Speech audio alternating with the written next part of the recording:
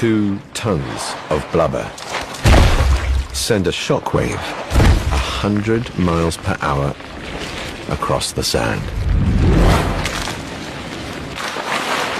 The dominant male elephant seal detects a rival making his move.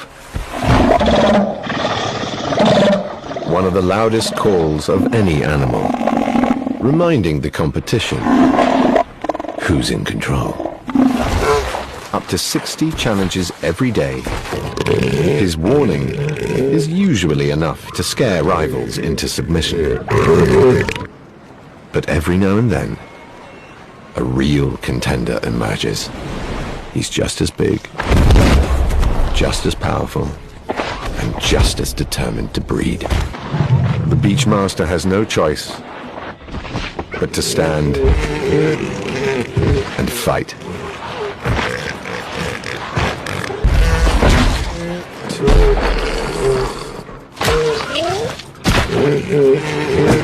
After 2 years and more than 300 fights,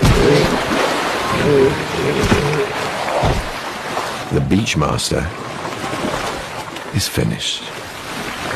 Time for a new heavyweight to take his title.